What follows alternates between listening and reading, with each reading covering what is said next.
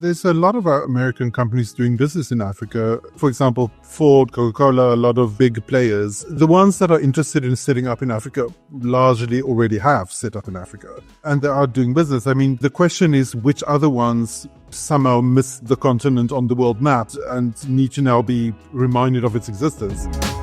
Because as long as we don't have a prominent country or prominent group of country which norms and value dictates the way we see the international system, the way we see the international order, it means that we are in a space where there's no legitimacy for any specific or any group of country to criticize any country, big or small, in terms of the foreign policies and in terms of the internal policies. And I think that the vision of multilateralism they have in mind, where basically there's no one set of norms that's dictated based on one group of countries' interest. Xi said in his address, China has always been a member of the Global South, a reliable and long-term partner of developing countries, and an activist and a doer in support of global development. Géraud, China is really pushing this role as a leader in the Global South. It's competing with India for that mantle in many respects. But do you think that other developing countries, particularly those from Africa, look at China as a Global South country, as a developing country, or do you see it more as one of the big kind of advanced industrial economies?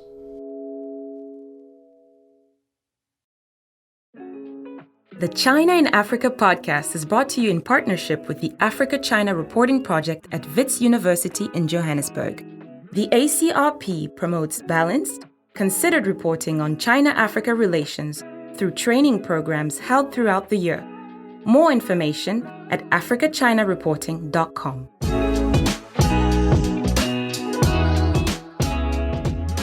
Hello and welcome to another edition of the China in Africa podcast, a proud member of the Sinica Podcast Network.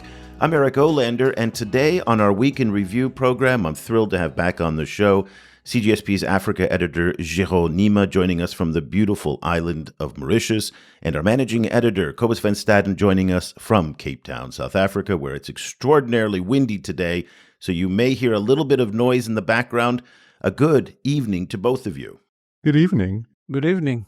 Okay, gentlemen, we're at the end of the week, a very exciting week in international diplomacy, given the fact that the G20 met this week in Rio de Janeiro, Brazil. On Monday and Tuesday, Brazilian President Lula Inácio Lula da Silva hosted leaders from 19 countries, along with representatives of the European Union, and for the very first time, the African Union was there as well. Altogether, this group accounts for 2/3 of the world's population, 85% of global GDP, and it's one of the reasons that there's a lot of hope that the G20 is going to be the body that can rally international consensus around some of the critical issues that we're facing today.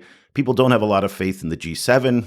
S. Jaishankar, the external affairs minister from India, really blasted the G7 as this kind of exclusive club, and so everybody's looking to the G20. Now, on the agenda this year was the eradication of hunger around the world and the launch of Brazil's Global Alliance Against Hunger.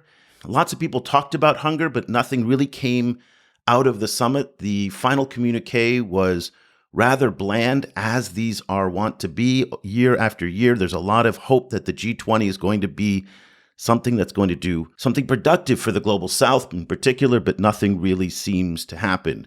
Géraud, I'd like to start with you because this was the first year that the African Union Commission participated as a full member of the G20. The AEU Commission issued a statement that its representatives participated in talks over, and let me just issue the 4 points that they prioritized: advancing social inclusion, not entirely sure what that means, fighting hunger and poverty, facilitating sustainable energy transitions, and reforming global governance institutions.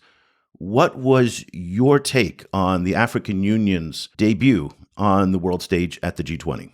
First of all, we have to applaud that finally the African Union is represented, even though I think that it's much more cosmetic than anything else, much more representative than substantial. And I know that many might be angry about the comment I'm making right now. But yes, I do believe that's the case. I also believe that its debut was quite shy, and it's understandable because given how African Union works, given the African Union commissions, without an organization that does not really have real power, real political power to speak for African countries. I think it was a bit of difficult for the African Union to start strong with strong agenda, with strong topic on the table, and also to take strong statements, strong approach into that. So I think it was really quite shy, the new kids in the block, trying to learn the ropes and trying to build alliance, trying to know how to follow. And mind you have South Africa sitting on the table as well. Now, how do you manage that? Having one country, South Africa being there, having African Union being there, how do you manage all those dynamics that's happening on the table? I do believe that it was a quite complex and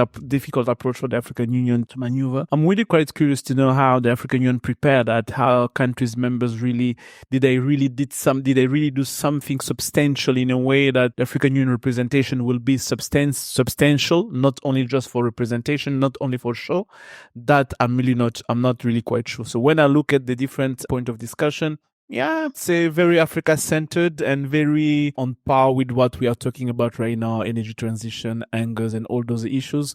So yes, but now the question would be, what did they get out of it? Did they really push to obtain something substantial, results and actions? And you mentioned about anger. We talked about anger, but really without having anything really on the table. And when we see how the G20 ended up with, a bit of the fuss here and there, it was quite difficult for African Union to really get anything done, really. Cobus, it was a very subtle debut for the African Union, not a big presence, as Géraud said, not lots of huffing and puffing. But we live in an era of politics of huffing and puffing. This is an era of contentious politics. Ukraine, Gaza, Trump, Xi Jinping being there, the Chinese, all of it. And if the African Union wants to assert itself, it's going to have to speak up. And I guess I was surprised that when the climate talks at the G20 this week more or less collapsed at one point. This would, to me, in the era of this kind of contentious politics, would have been the moment for the African Union not to leverage power. As Géraud pointed out, the African Union doesn't have a lot of power by design of its member states, but it has moral power. And this would have been a moment when the representatives from the AU and the AU Commission could have convened a press conference and said, this is unacceptable that these climate talks fell apart. You guys caused this problem. Get back in there and solve it. That wouldn't have required power in terms of raw absolute power. That is a moral power that Africa has to be able to assert itself as the primary victim of climate change and the least among those responsible for perpetrating it. But it didn't do any of that. And I just wonder if it's going to take this more reserved approach in this new contentious era of great power politics. Will the African Union ever be heard? I mean, I share your concern, but at the same time, that would be a very big swing for the first time they're included, Yeah. Why not? I mean, that's where you got to go. Do you know what I mean? I even sense in you this hesitation. Like, this is where we are today in politics. Yes, no, definitely. And I mean, I think that was complicated by the fact that in the first place, COP29 is happening at the same time as the G20, right? So the G20 wasn't alone in talking about climate. It was one of two very huge and complicated parallel negotiations. In that context, I think the G20 did achieve one thing, which was to move closer to shared language on what the contributions are supposed to be from large developing countries, which is a big fight at COP29, at the same time. And it's interesting, there's been some splits in the Global South Coalition at COP29 with Nigerian representatives actually calling for China and India to occupy some kind of middle space where they also make contributions. What they achieved at the G20 was to clarify obligations versus voluntary contributions, which seems like, very, very abstruse legal terms, but it translates into very big differences in terms of what different countries will contribute. The other thing that the African Union did achieve was they were part of a new fund, a new kind of set of institutions and funded institutions that's aimed at facilitating access to scientific achievement and to do more targeted research. And that has actually been set up by the African Union, South Africa, and China and Brazil. So that is an actual achievement. The thing that I would look forward to is some of the, in subsequent G20 meetings, would be some of like really well-developed African Union talking points to get more attention. A major one is illicit financial flows. And there we'll see the real kind of like moral weight of the African Union, because the people they'll be up against will be mostly G7 governments. Because when we're talking about illicit financial flows, we're not talking only about corruption, we're talking mostly about tax avoidance by large transnational companies. So to that, as an interesting development for the next G20 conference or G20 meeting, which I think is going to be in South Africa. So I think that will be the more natural moment for the AU to take on a much more muscular position. I think it may be a tall order on their very first summit. Well, let's just pick it up there, because the highlight for Africa at this year's G20 was, in fact, the handover from President Lula to your president, Cobus, Cyril Ramaphosa.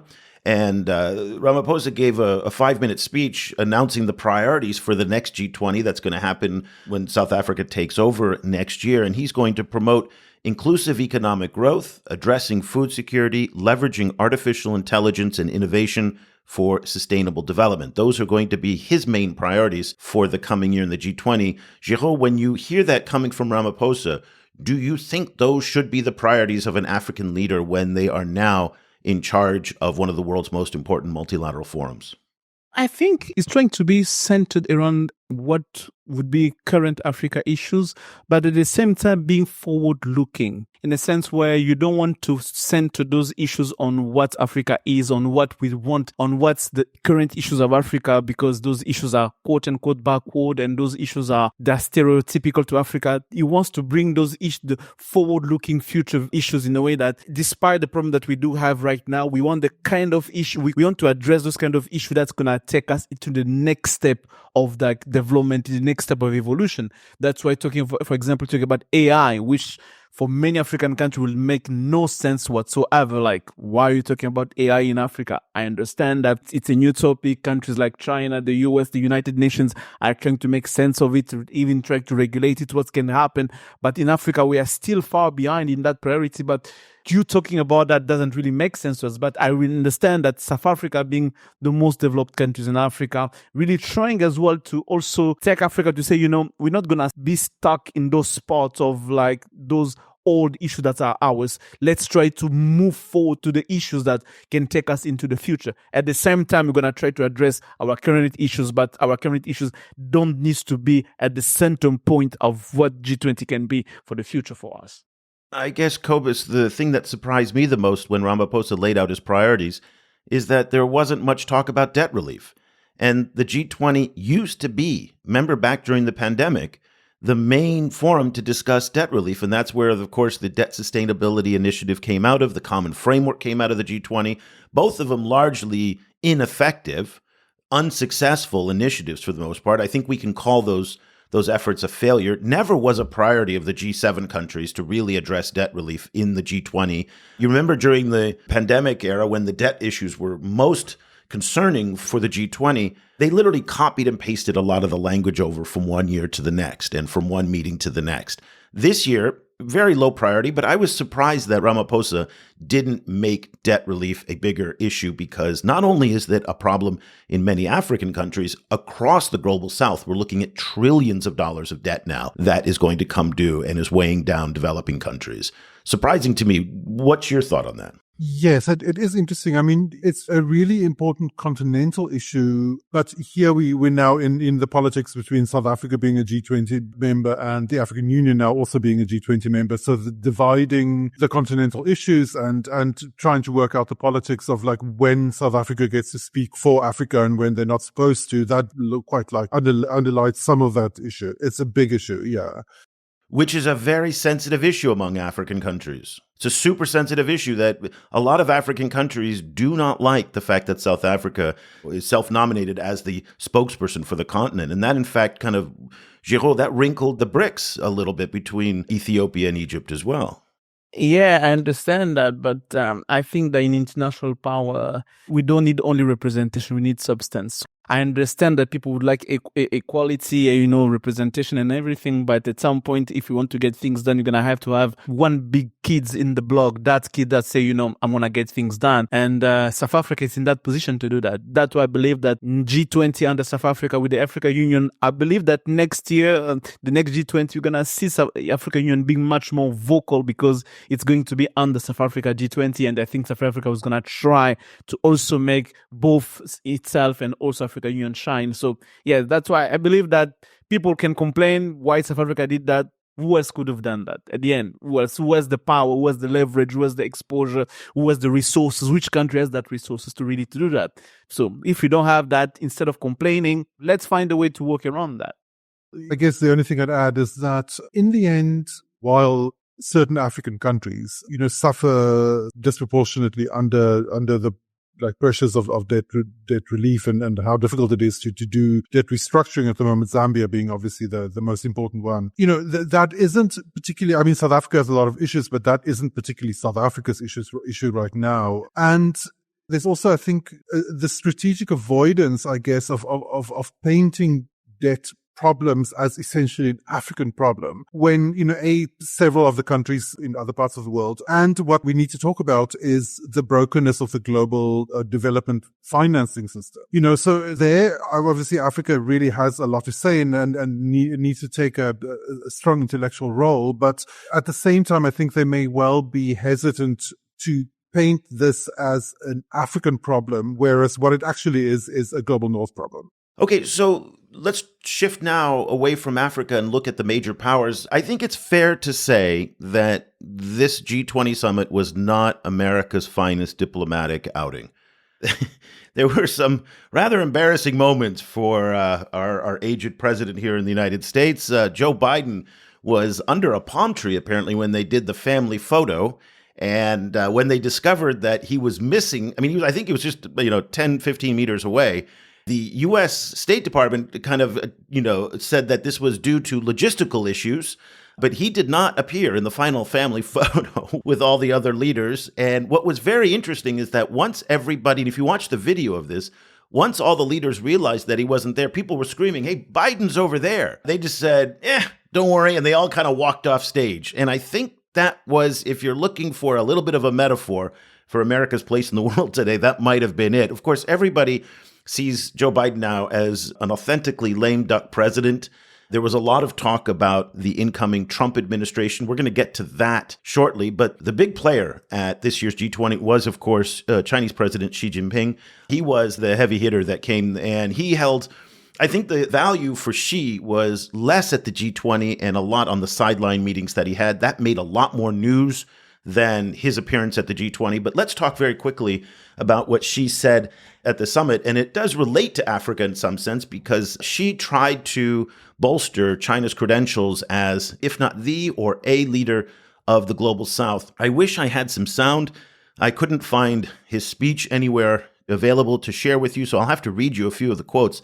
And I'd like to get both of your reaction. Xi said in his address, "China has always been a member of the Global South, a reliable and long-term partner of developing countries, and an activist and a doer in support of global development." Géraud, China is really pushing this role as a leader in the Global South. It's competing with India for that mantle in many respects.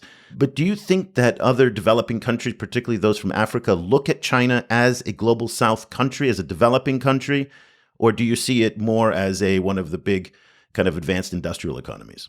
I think they see China in this hybrid place where sometimes it's that industrial country and also the global South. The global South approach, I think it's much more ideological than anything else, not economically, because when you look from an economics perspective, when they visit China and when they go to New York, they go to Paris, they basically see, okay, China is already in that stage of development. But the reality is when you look at the data, it's something else. And I think that beyond the data, it's also much more ideological to see China as a global South because of China's stance against the global North and powerful country, what represent the current establishment of the international politics, the international order that they all seek to reform now in the global South. So yes, from that regard, they see China as a global South because whether they like it or not, they're going to see also China as an ally. It is an objective ally, an ally that has much more power and leverage and leeway to be able to get something done in terms of multilateralism, in terms of change they want to see happen in the international system. So yes, I do believe that many countries in Africa will see China in that hybrid places, depending on who they're talking to and when they're talking about. But overall, they'll see China as a global South country because of their ideological purposes. Do you think that rhetoric, Cobus, that she kind of laid out as a member of the global South resonates with African countries? Yes, I think it does. In the first place, obviously, as we saw at COP29, I think some African countries do draw distinctions between developing countries at the size of China and India and increasingly Brazil and Indonesia and the rest of the developing world. And I think that makes sense. Obviously, these are outsized economies. But I think what China does when it keeps talking about itself as a global South country is it makes a very kind of, I think, powerful. It's a very powerful gesture, I think, because unlike Japan and South Korea, China isn't putting itself on the trajectory of having been poor in the past and now having safely entering the developed world and now being able to think of themselves as just simply kind of the same as France, for example, right? That is an ideological gesture, but I think it's a very powerful ideological gesture and a very, very kind of relevant one right at the moment, because I think what China is implying there is that no one is becoming a developed country anymore. It's impossible to become a developed country anymore. Like, none of these large, rich, developing countries are ever going to be Belgium-style, fully developed countries, simply because, kind of that category is so kind of crowded out by the G7 that no one is able to join that category anymore. So in that sense, I think what China is doing is political, but it's very kind of like, it's political with a very long horizon, kind of knowing where they're going to be for a long time and knowing where everyone else is going to be for a long time. And I think, Cobus, that you're raising a point that's very interesting, to say that no one is going to get to that place of developed country, and thus the need for us today to reform the international system that has been stuck against all of us, not allowing us to get to that stage. And it's really interesting because at the end, it's really now carried a mantle of like, we want to change, we want the reform. This is why basically we are also calling on those change to happen, because the international system has been rigged against countries like us to be able to get to that level. And another element of ideological perspective is to say that when you look at the FOCAC readout and everything, China's modernization, the way they define modernization, which is for them is not westernization, you realize that it's also being able to reach to a certain, to reach the new developed stage that's not the current developed stage. You see, I don't know if you see what I mean. It's like being modernized, being industrialized without being what we're up against today. And I think it's very ideological and subtle the way China is approaching that question of global South and representation. Yeah, I agree. What I would add to that is that it implicitly then asks the question, why is the global order set up in a way where somehow, like, once a country somehow magically attains this developed quote unquote status, then it gets to dictate to everyone else. Right? Kind of like, why is there this pecking order, where somehow it's natural for developed countries to say, kind of, appoint the head of the IMF and the World Bank? And why does no one else get a say in, especially considering that they are being affected much more by the choices, made in those institutions? Is that a rhetorical question or is that a legitimate question?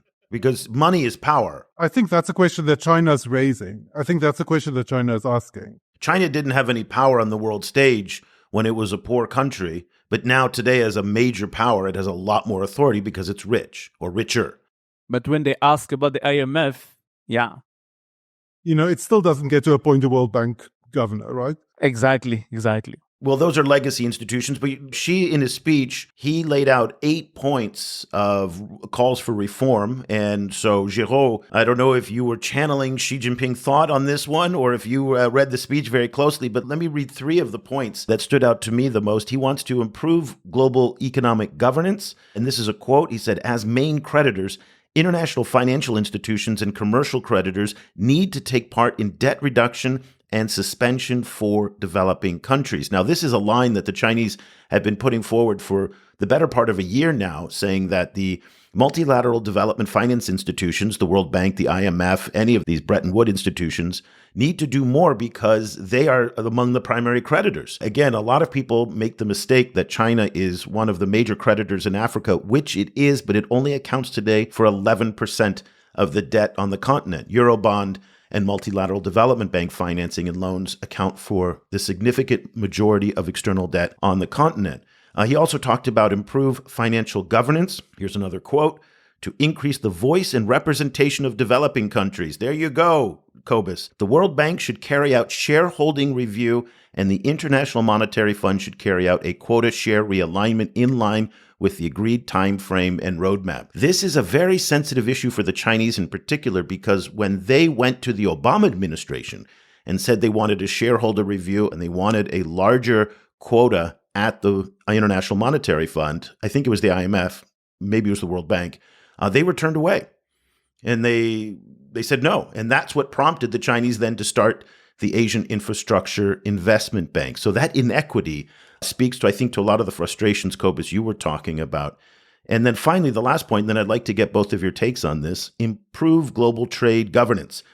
Now, this is the code for the United States that he's talking about. Oppose unilateralism and protectionism. That is a direct reference to the United States and the sanctions and tariffs. Restore the normal functioning of the dispute settlement mechanism as soon as possible at the World Trade Organization. So interesting. We'll get on to the WTO in a second, but Géraud and Cobus, those are the calls that both of you are talking about that probably resonate very, very loudly among the African delegations. That's good politics for the Chinese. There's no doubt about that. Cobus, let's start with you, and then Géraud, I'd like to get your reaction. I think these remarks would get a lot of sympathy, I think, in Africa. It was notable that he foregrounded international development, which isn't necessarily a given in a G20 context. And, the G20 isn't necessarily that interested in poor countries, no matter what they say. And so it was interesting, for example, dovetailing with Brazil's anti-hunger stuff. He was also voicing support for G20 anti-poverty initiatives, which include also forms of knowledge transfer as part of relocating research to the global south. So in a lot of ways, I think a lot of what he was saying, I think, was resonating with people who, like in parts of Africa, that are very conscious of structural exclusion, from these decision-making structures. So yeah, I do think it resonated. Oh, yes, I share the same views with Cobus, and I can feel and see how the African Union delegation will be like, yes, China is talking for us. And it's even answering the question that you're asking, if China can really proclaim itself, self-proclaim as leader of the global south. When you see the point that he mentioned, yes, I think it has that quote-unquote legitimacy to say, I'm the leader of the global south, I call for reform and everything. And it managed to put its own agenda with the US in that point. But yes, I think it resonates a lot with African countries that also hoping those changes to happen, that's hoping to those reforms to happen. But just to get back to the first questions, like African Union could have said much more, could have expressed much more, and could have tried to raise some new points that was really much aligned with Africa, with African interest and with African situation, which was not the case. But at the end, China tried to pick up where it could pick up, but let's not forget that China somehow has also a certain part of responsibility, structural responsibility, to a certain imbalance that we see, especially in trade between China and Africa in international trade. So yeah, those are the things that needs also to be addressed at some point. Yeah, well, what she did not talk about is the fact that in trade, that China's very distorted trade with Africa is contributing to a lot of the problems too. I mean, we have to be honest, because we just saw the new Kenyan trade numbers come out, and imports are surging of Chinese products. And exports are not going up in anywhere near as much. And so the current trade system certainly benefits a country like China and its ability to pump out enormous amounts of goods for countries that make it difficult for them to compete, given the fact that they can't beat that China price. So it's cheaper to import products from China than it is to make them in a place like Kenya.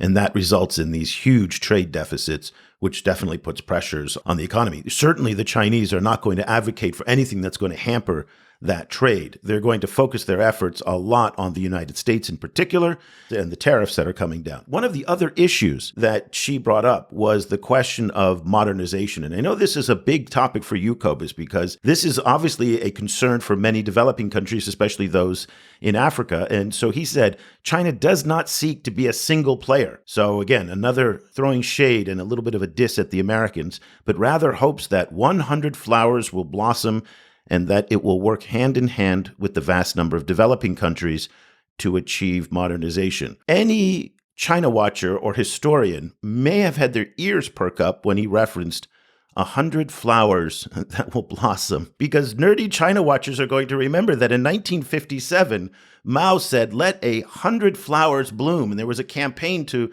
promote criticism of the Communist Party that only led to the anti-rightist crackdown in 1959, 2 years later, that led to the deaths of considerable and imprisonment of a lot of people. So Xi does fashion himself as a descendant of Mao and in terms of his political heritage. So that choice of 100 flowers will blossom really was rather interesting choice of words. And nothing is done by accident, by the way, in a speech by the Chinese. So that must have been an intentional reference to Mao. And I wonder, Cobus, and again, we're going way, way out of our lane here, okay? But let's just try this. There is a right-wing surge in U.S. and Europe. Is it possible that they were trying to signal that this was an anti-kind of rightist type of reference? I mean, subtle as it might be. I mean, what could explain that kind of reference in your view? And again, I know you're not necessarily a China historical scholar on this one, but it just seems so odd to me that that reference would have been included in his speech. Yeah, I have no clue. Like, I'm really not sure. Like, pleading ignorance is perfectly fine on this show. I mean, if it's a dog whistle, it's a very specifically abstruse one, which I don't think anyone will get. So it was very confusing for me. Yeah, exactly. Yeah, because I don't believe that people in the audience were really, they picked up into understanding what does reference means. And given that, China language with the Changyu, those proverbs that you throw here and there in your speeches, most of the time people don't get them. I think that many of them just say, yeah, it's one of those Changyu that he put in the speech and that's it. Changyu is, of course, the Chinese word for sayings. Who knows? But remember that his audience isn't only an audience in the room. His audience is also an audience back home, too. Yeah, true. He has a very large domestic audience that he has to play to. Anyway, we have a lot of much smarter people who listen to the show than we are on this, and we would love to hear from any China scholars out there if they thought that reference to 100 flowers will blossom was a reference to Mao's 100 flowers campaign as well. Maybe, might be a stretch, who knows? But let's get back to the key point here. He's promoting multilateralism and modernization. That is, again, very much code, and those are the dog whistles, as you talked about, against the United States that he says are unilateral and protectionist, and in many ways they say hamper modernization because of U.S. trade policies.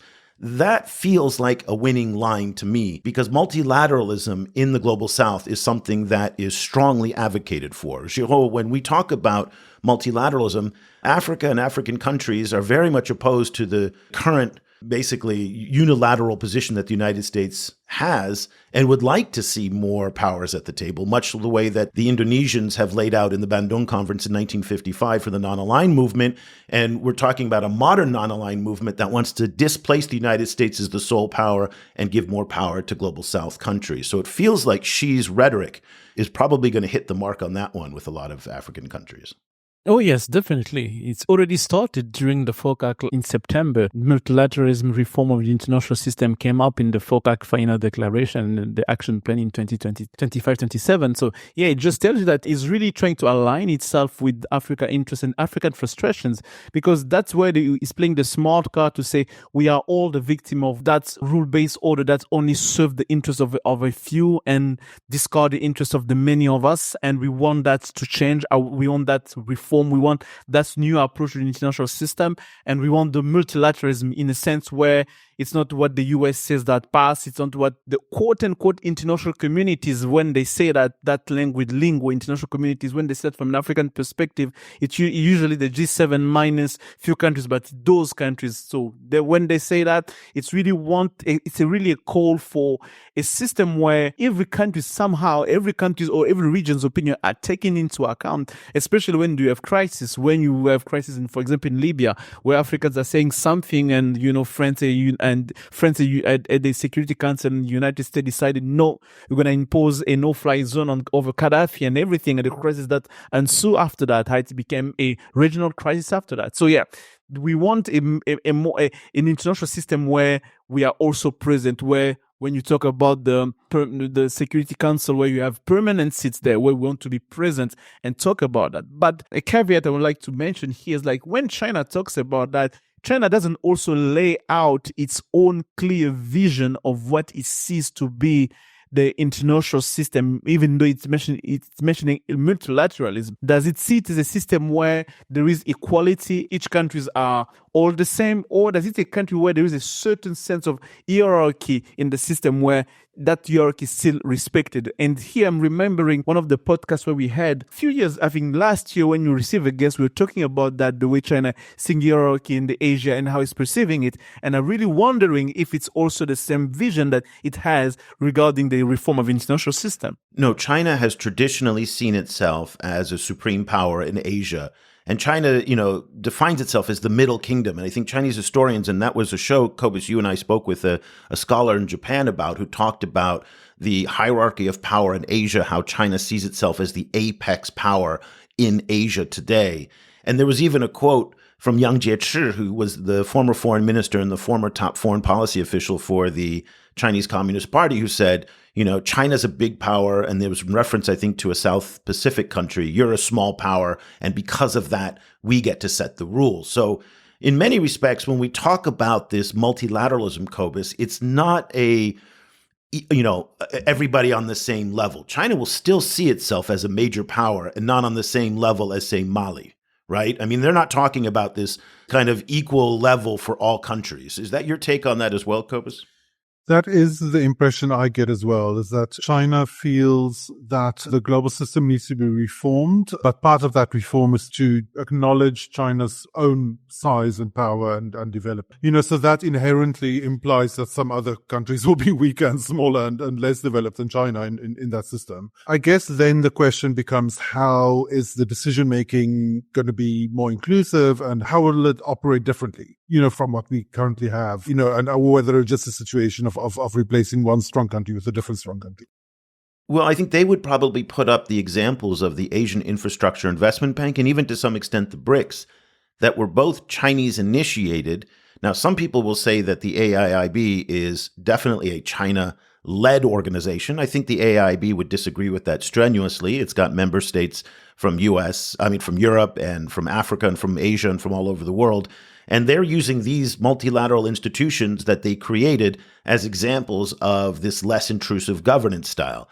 The key question is at what point does that sense of camaraderie and benevolence that the Chinese are saying in their governance style, at what point does that stop when interests can contradict their agendas? So when criticisms of Chinese human rights policies, criticisms of Chinese, moves in the South China Sea, for example, or things that hit any of the Chinese red lines, at what point then does the Chinese governance style become a lot more assertive and a lot less multilateral? And I think that's the part of that vision of multilateralism, is the sense where there's no country that has now the rights or the legitimacy to criticize another country foreign policies or stance on any other kind of issues. Because as long as we don't have a prominent country or prominent group of country which norms and value dictates the way we see the international system, the way we see the international order, it means that we are in a space where there's no legitimacy for any specific or any group of country to criticize any country, big or small, in terms of the foreign policies and in terms of the internal policies. And I think that the vision of multilateralism they have in mind, where basically there's no one set of norms that's dictated by one group of countries' interest. So 3 other points that Xi raised, and we won't go into detail on it, but he wants to improve global digital governance. We heard quite a bit of that at the summit from other leaders. He didn't go into too much detail about it, but he also wants to improve global ecological governance and improve security governance. So Xi's 8 points that he talked about in his speech were very much about reforming the international system. I think, Cobus, to your point, it's about changing the architecture of the international system to be more inclusive, to be less dependent on the United States. All of this comes again in the backdrop of the incoming Trump administration and what's going to happen. You know, the sense, and I've been here in the United States for the past 2 weeks. I'm heading back to Asia this week. And it's been interesting to be here because there is a sense of covering your eyes, and looking at what's happening, but at the same time, keeping your fingers very open over your eyes because you can't turn away from what's going on in Washington and the appointments of the new cabinet that are taking shape.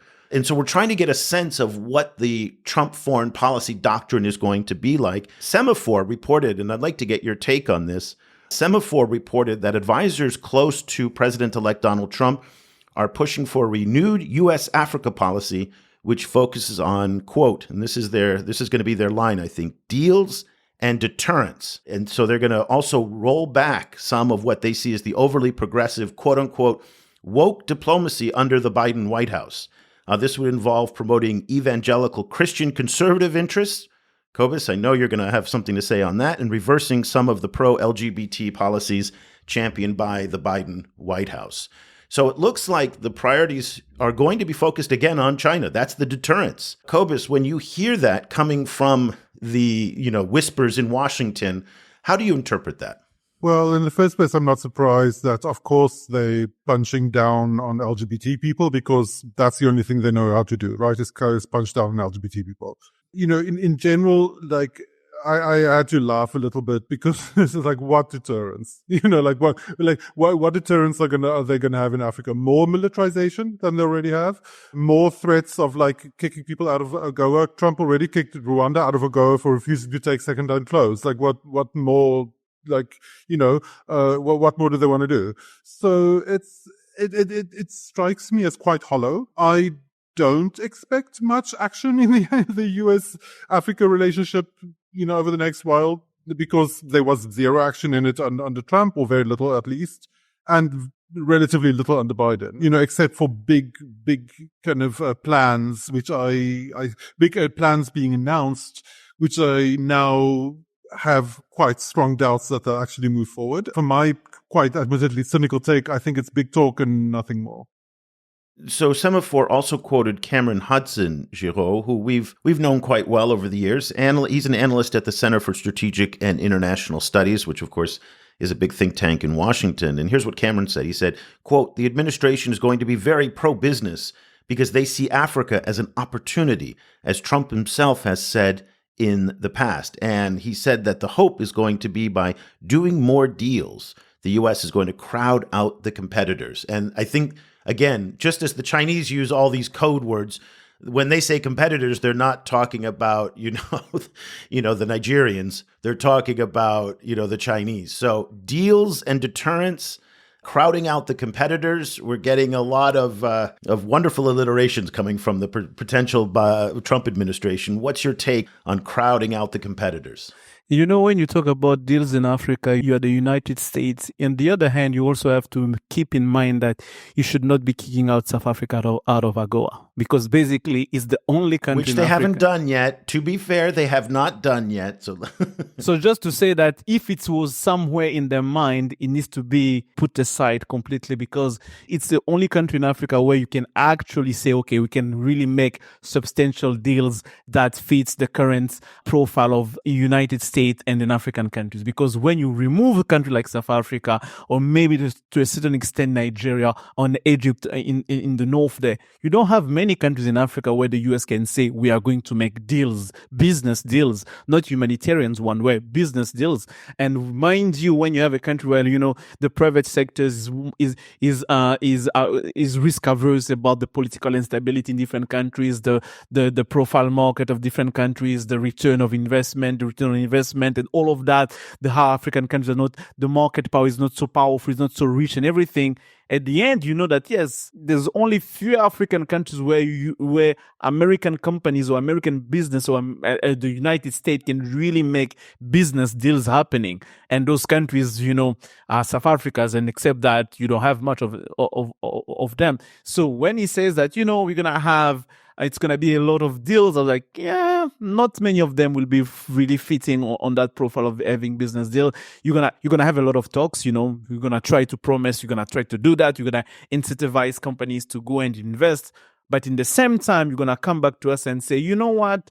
We don't control the way companies perceive each countries and everything, and we cannot do that. And here I'm mentioning it because yesterday there was this talk that was organized by Carnegie, and they had as a guest a former U.S. Secretary Assistant, Thibault Nage, and he mentioned the case of the DRC, my country, where he said that we had a lot of hopes in the DRC. We kicked out Kabila and President Tshisekedi came and he wanted American companies to come. But unfortunately, and he said that unfortunately, we are not like Xi Jinping. We cannot just order a company to go to invest in your country. There isn't some. So you have those reality on the But that's shocking how clueless that statement is. Exactly. I mean, it's. But that's what he said. And you realize like, yeah, when they say deals, I say, come on.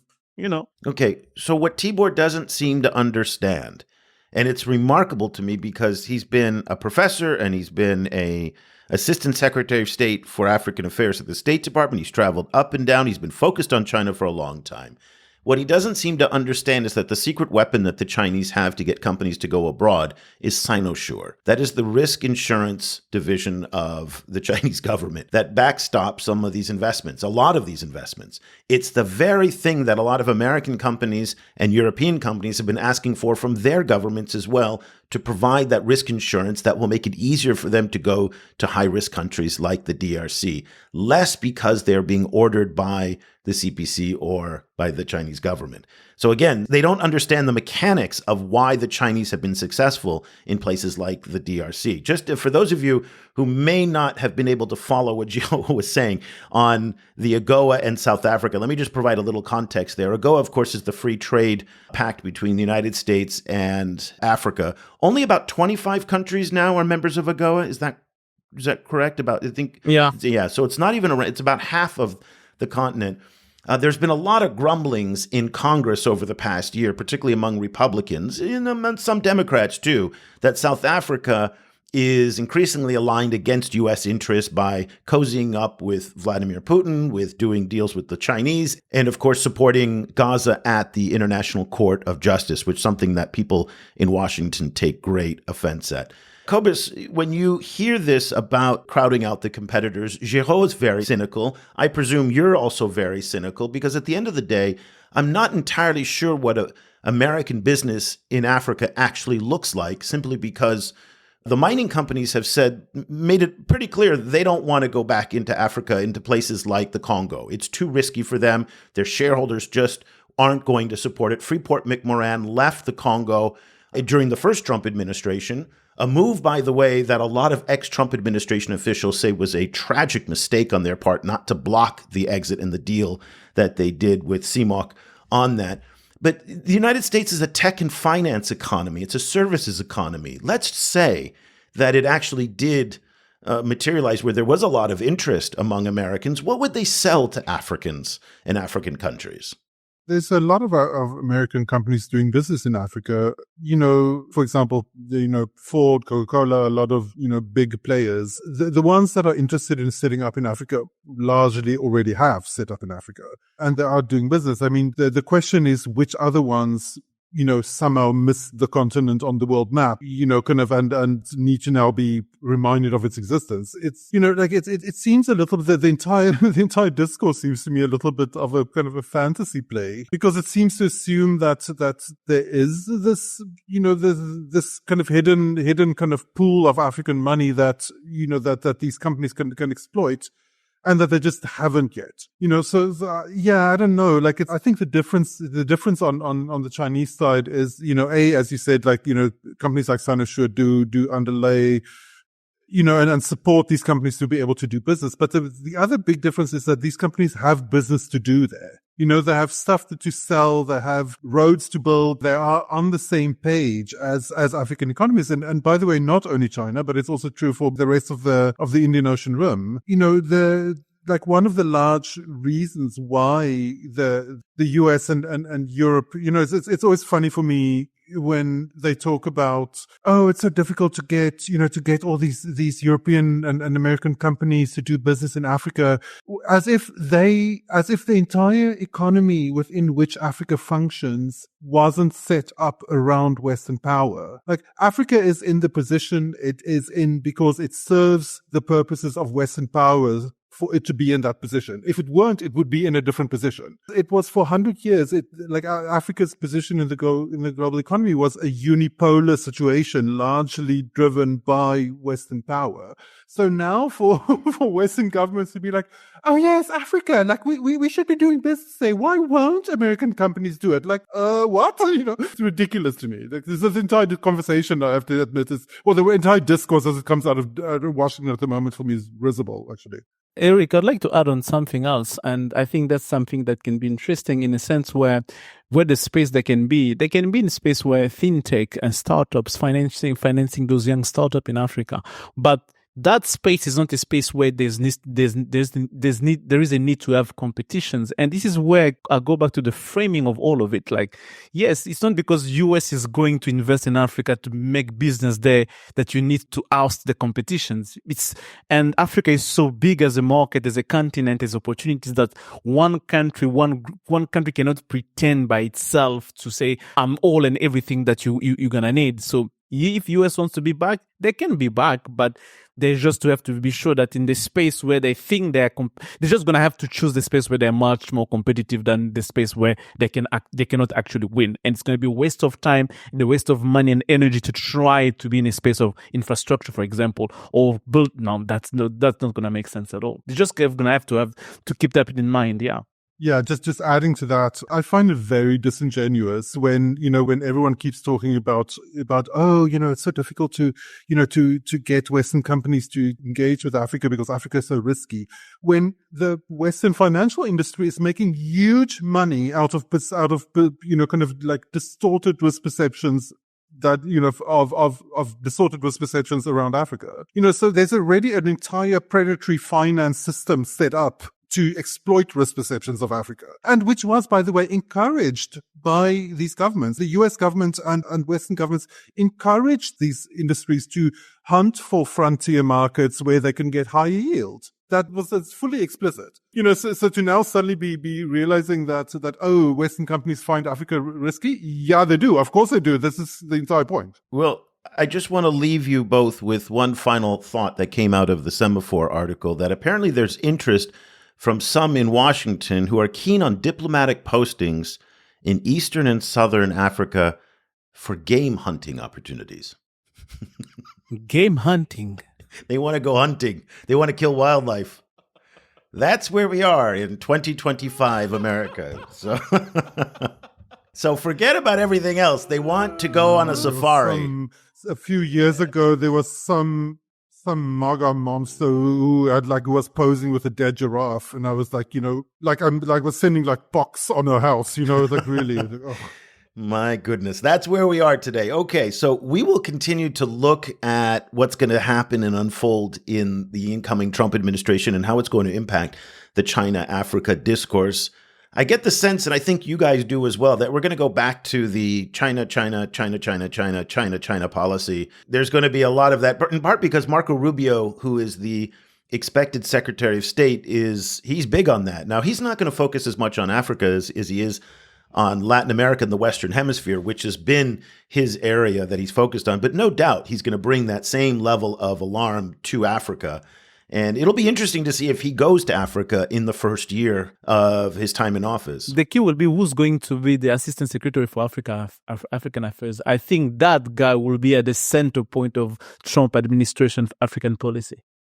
Maybe it might be Cameron Hudson. We don't know. Maybe. Never know. We never know. So we'll find out. Usually those appointments come closer to the inauguration, when obviously the secretary himself has to be named. So after Rubio is gotten through the Senate confirmation, then the deputies will be named, which is the assistant secretary. So that is a key position, which we'll be keeping an eye on. Gentlemen, thank you for another lively conversation. Always a lot of fun to get together. Géraud and Cobus every day work to put together all of the content that you see on our site. We want to thank everybody we've had a nice little surge of subscriptions in the past few weeks. I think the interest in the Trump foreign policy is driving a lot of that. So we want to welcome all of our new subscribers from around the world who are reading us now. And if you would like to join this growing community of readers, go to ChinaGlobalSouth.com/subscribe. Subscriptions start at just $19 a month. You get the original reporting that's done by the entire CGSP team. Also, inputs from Boston University, the London School of Economics. We've got contributors from around the Global South who are writing fascinating analysis.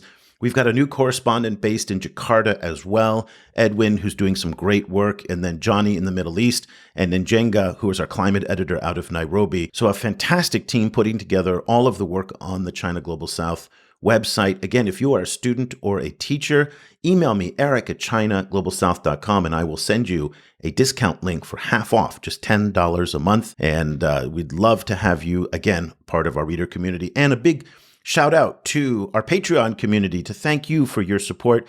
Without your donations and your work, this project would not be possible, especially in this age of independent media that struggles so much to stay afloat. So we need your support, and we are grateful to those who support us.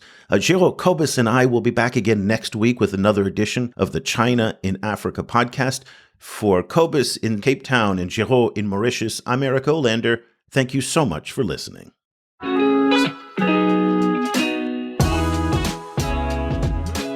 The discussion continues online. Tag us on Twitter @ChinaGSProject and visit us at ChinaGlobalSouth.com. If you speak French, check out our full coverage at projetafriquechine.com and AfriqueChine on Twitter. That's Afrique with a K. And you'll also find links to our sites and social media channels in Arabic.